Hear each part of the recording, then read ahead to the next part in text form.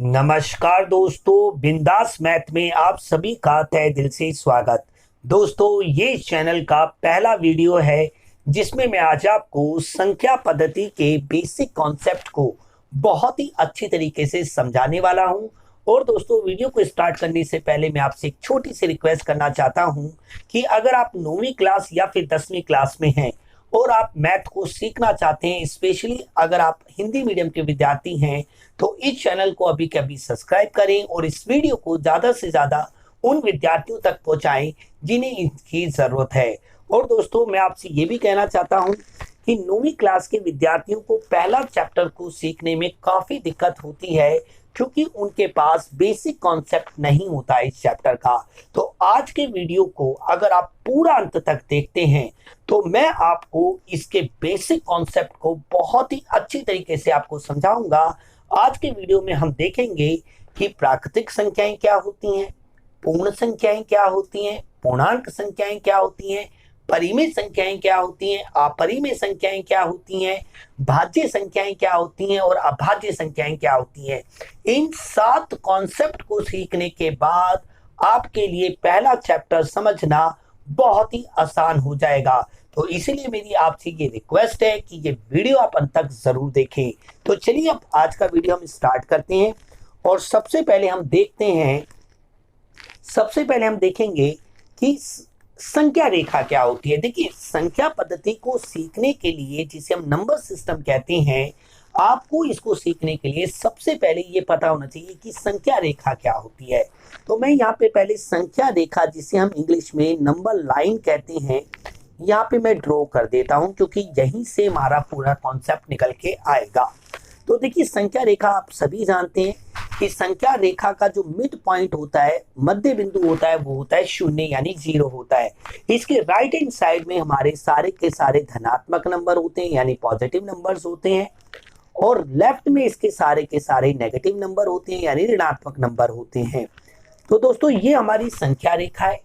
इस संख्या रेखा में आपको ये पता होना चाहिए कि प्राकृतिक संख्याएं कौन कौन सी हैं, पूर्णांक संख्याएं कौन कौन सी हैं, और पूर्ण संख्याएं कौन कौन सी हैं, परिमेय संख्याएं कौन कौन सी हैं।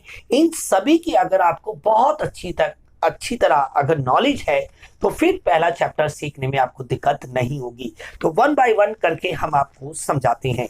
तो सबसे नंबर 1 पे आ जाती है हमारी प्राकृतिक संख्या। देखिए, प्राकृतिक संख्या को इंग्लिश में हम कहते हैं नेचुरल नंबर।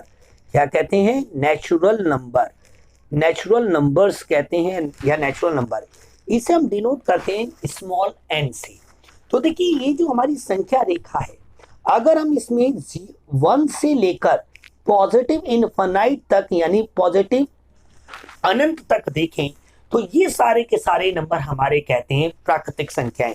तो देखिए, प्राकृतिक संख्या को सीखने बहुत ही सिंपल, ये 1 से शुरू होती है और अनंत पे खत्म होती है यानी इनफिनाइट पे जाके खत्म होती है। जैसे मैं अगर आपको एग्जांपल दूं, 1 2 3 4 5 एंड सो ऑन, जितनी भी संख्याएं होती हैं इन्हें हम प्राकृतिक संख्याएं कहते हैं।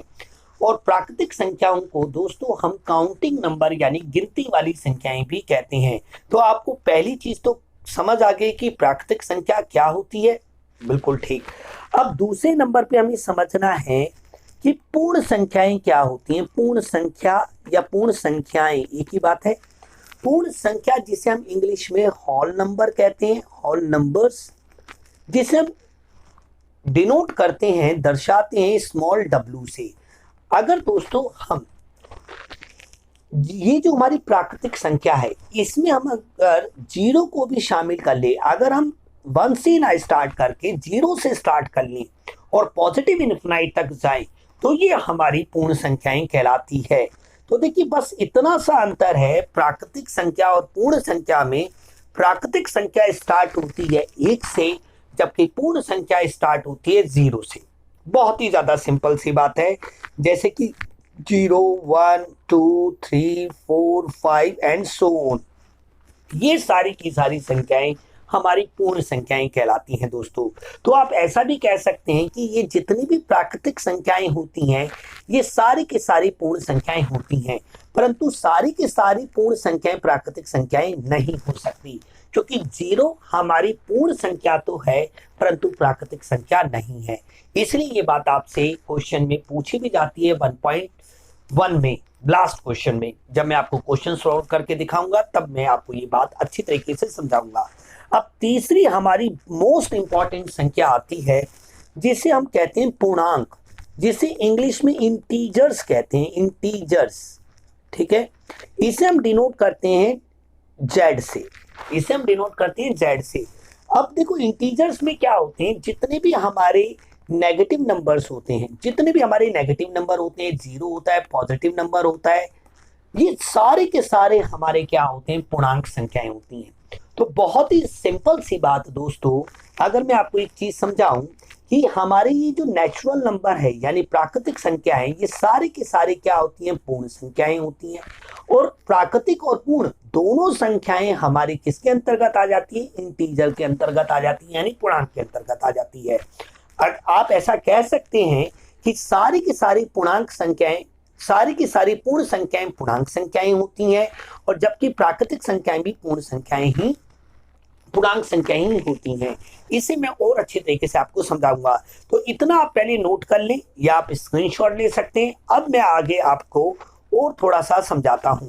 अब मैं आपको समझाता हूं कि चौथे नंबर पे हमारी मोस्ट इंपॉर्टेंट जो आ जाती है हमारी परिमेय संख्या। अब हमें ये समझना है कि आखिर ये परिमेय संख्याएं क्या होती है या परिमेय संख्या होती क्या है, जिसे हम इंग्लिश में रैशनल नंबर कहते हैं। क्या कहते हैं दोस्तों, रैशनल नंबर।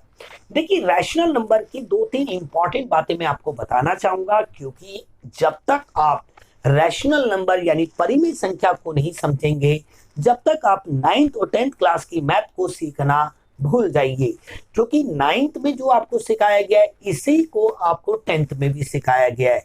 तो परिमेय संख्या आपके लिए बेहद इंपॉर्टेंट है। छठी क्लास से आप अगर आप ले लें 6 to 10 तक की जो मैथ है उसमें परिमेय संख्या एक बहुत ही ज्यादा इंपॉर्टेंट कॉन्सेप्ट है, जिसे आपको समझना पड़ेगा ही पड़ेगा। तो देखिए बहुत ही इंपॉर्टेंट बात, सबसे पहली इंपॉर्टेंट बात परिमेय संख्या की, कि जो भी परिमेय संख्या होती है ये p/q की फॉर्म में होती है। पहली इंपॉर्टेंट बात कि जितनी भी संख्याएं होती हैं जिसे आप p/q या a/b या c/d यानी बटे में लिख सकते हैं, वो सारी की सारी परिमेय संख्याएं होती हैं। बट एक इंपॉर्टेंट बात दोस्तों, दूसरी इंपॉर्टेंट बात इसमें क्या है कि आपका जो हर यानी डिनोमिनेटर होता है, यानी नीचे वाला जो होता है जिसे आप हर कहते हो, वो कुछ भी हो सकता है, पर जीरो नहीं हो सकता। अब वो जीरो क्यों नहीं हो सकता ये मैं आगे आपको बताऊंगा। बस आप वीडियो में अंत तक बने रहें मेरे साथ। अगर आप वीडियो में अंत तक बने रहते हैं तो इसका भी मैं आपको उत्तर जरूर दूंगा। तो तीसरी बात इसकी इंपॉर्टेंट होती है कि ये जो p और q होती है ना, ये दोनों सह अभाज्य, क्या बोलते हैं इन्हें हम, सह अभाज्य संख्याएं होती हैं। सह अभाज्य संख्याएं होती हैं, यानी a और b जो होते हैं या p और q जो होते हैं एक दूसरे को काटते नहीं है। जैसे कि 4/7, ना तो 7 4 को काटता है और ना ही 4 7 को काटता है। तो बहुत ही एक सिंपल सी बात, जितनी भी पहली इंपॉर्टेंट बात है परिमेय संख्या की, ये p/q की फॉर्म में होती है, पहली बात। दूसरी बात कि q कुछ भी हो सकता है बट जीरो नहीं हो सकता। तीसरी इंपॉर्टेंट बात दोस्तों कि ये सह अभाज्य संख्याएं होती हैं जो p और q होती है, यानी मतलब ये एक दूसरे को नहीं काटती, इनका जो HCF होता है वो एक होता है। ये बात आप ध्यान दें। और चौथी बहुत ही इंपॉर्टेंट बात कि इनका जो दशमलव प्रसार होता है वो दो प्रकार का हो सकता है, या तो होगा वो शांत या तो फिर होगा वो अशांत, या तो होगा फिर वो अशांत। भाई शांत क्या होता है, जो डेसिमल बाद में जाने के बाद, जैसे कि अगर हम 10 को 4 से भाग करेंगे तो ये 2.5 आएगा।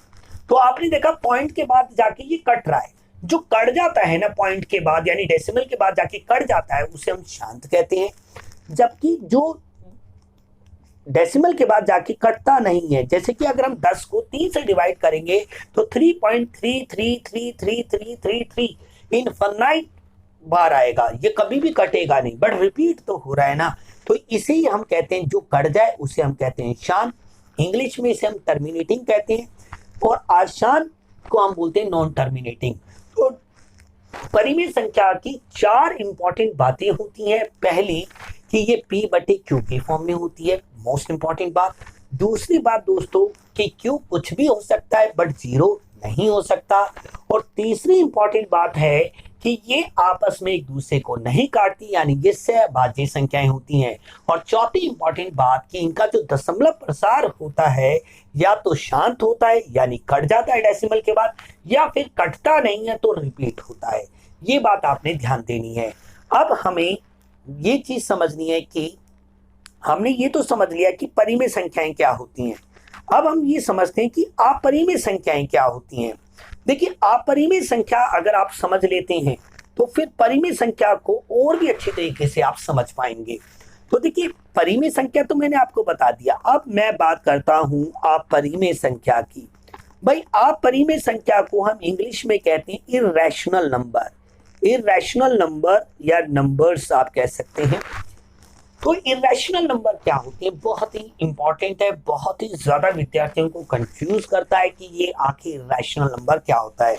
तो इसकी भी कुछ इंपॉर्टेंट बात, पहली इंपॉर्टेंट बात क्या है कि जो भी संख्या, कोई भी संख्या जो भी हमारी करनी यानी अंडर रूट से बाहर नहीं जा सकती, जैसे अंडर रूट 5 है या फिर अंडर रूट 2 है या अंडर रूट 3 है या अंडर रूट 7 है, ये सारी की सारी अपरिमेय संख्याएं हैं। क्यों? क्योंकि हम इसे P बाई Q के फॉर्म में नहीं लिख सकते। पहली इंपॉर्टेंट बात, तो जो भी संख्याएं कभी भी करनी से यानी अंडर रूट से बाहर नहीं आ सकती, उन्हें हम अपरिमेय संख्याएं कहते हैं, यानी इरेशनल नंबर्स कहते हैं। और दूसरी इसकी बहुत ही ज्यादा इंपॉर्टेंट बात दोस्तों कि इसका जो दशमलव प्रसार होता है यानी डेसिमल एक्सप्रेशन होता है, वो होता है ना तो वो शांत होता है ना वो अशांत होता है। यानी वो कैसा होता है, मतलब नॉन टर्मिनेटिंग नॉन रिपीटिंग, यानी ना तो वो कटता है ना तो वो शांत होगा और ना ही वो अशांत होगा। मतलब एग्जांपल दूंगा अगर मैं आपको, तो जैसे कि 0.1 0.1 फिर 0.11 0.111 0.4 टाइम 1 एंड रिपीट करता जाए, मतलब ऐसे ही बढ़ता ही चला जाएगा। या मैं एक और एग्जांपल दूं आपको, जैसे 1.712 7122 71222। तो इस तरीके से जितने भी नंबर्स होते हैं जो कभी भी कटते नहीं और रिपीट भी नहीं होते हैं, उन्हें हम कहते हैं अपरिमेय संख्याएं। जब आपको मैं ये चैप्टर पढ़ाऊंगा तब आपको ये चीज बहुत ज्यादा काम आएंगी। तो ये भी आपको चीज क्लियर हो गई होगी। मैं इसको रफ कर देता हूं थोड़ी सी जगह बनाने के लिए। आप इसे नोट करते जाएं, स्क्रीनशॉट ले सकते हैं पीछे जाके आप।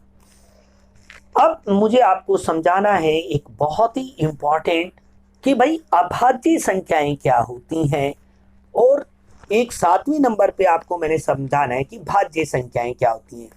भाई, अभाज्य संख्या को हम कहते हैं प्राइम नंबर, और जबकि भाज्य संख्या को हम कहते हैं कंपोजिट नंबर। तो अभाज्य संख्या की अगर हम बात करें, अभाज्य संख्याएं वह संख्याएं होती हैं जो केवल एक और खुद से कटती हैं, यानी अपने आप से भाग होती हैं या फिर वो एक से भाग होती हैं, जिनके फैक्टर केवल 2 ही होते हैं। जैसे एग्जांपल, जैसे कि 2 को काटने वाली कौन कौन सी संख्या है, 2 1 से डिवाइड होगा या फिर 2 से होगा। जैसे 3, जैसे अगर मैं बात करूं 3 किससे डिवाइड होगा, 1 से होगा या फिर 3 से होगा। ऐसी 7, जो भी संख्या जिसके 2 ही फैक्टर होते हैं, 2 ही गुणनखंड होते हैं, वो हमारे क्या कहलाते हैं, अभाज्य संख्याएं कहलाती हैं। तो अभाज्य संख्या यानी प्राइम नंबर्स वो नंबर्स होते हैं जो अपने आप से या फिर एक से कटते हैं। ये बात आपने याद रखनी है। जबकि भाज्य संख्याएं कौन सी होती हैं, भाज्य संख्या का अगर मैं एग्जांपल लूं, जैसे कि 8, जैसे कि 10 को कौन कौन काटेगा, 1 भी काटेगा, 2 भी काटेगा, 8 को 1 भी काटेगा, 2 भी काटेगा, 4 भी काटेगा और 8 खुद भी काटेगा। अगर हम 10 की बात करें, 1 काटेगा, 2 भी काटेगा, 5 काटेगा और 10 खुद काटेगा। तो जिन भी संख्याओं के फैक्टर मोर देन 2 होते हैं वो हमारे कहलाते हैं कंपोजिट नंबर, और जिनके ओनली 2 फैक्टर्स होते हैं वो कहलाते हैं हमारे प्राइम नंबर्स। बहुत ही ज्यादा सिंपल सी बात है। ये आज का वीडियो था। अगर आज आपको पूर्णांक संख्याएं सॉरी अगर हम बात करें प्राकृतिक संख्याएं, पूर्ण संख्याएं, पूर्णांक संख्याएं, परिमेय, अपरिमेय, भाज्य और अभाज्य, ये 7 कॉन्सेप्ट अगर आपको समझ में आ गए और अगर अभी भी आपको कोई डाउट है तो मुझे कमेंट में लिखें, मैं आपको जरूर आंसर करूंगा।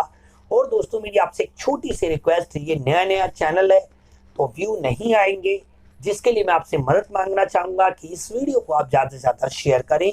और अगर दोस्तों आप इकोनॉमिक्स सीखना चाहते हैं तो मेरा एक और यूट्यूब चैनल है जिसका नाम विक्की की पाठशाला है, उसका मैं डिस्क्रिप्शन में लिंक दे दूंगा, वहां पे जाके आप इकोनॉमिक्स भी पढ़ सकते हैं, वहां पे मैं इंग्लिश भी पढ़ाता हूँ। तो मिलते हैं अगली वीडियो में। जय हिंद, जय भारत।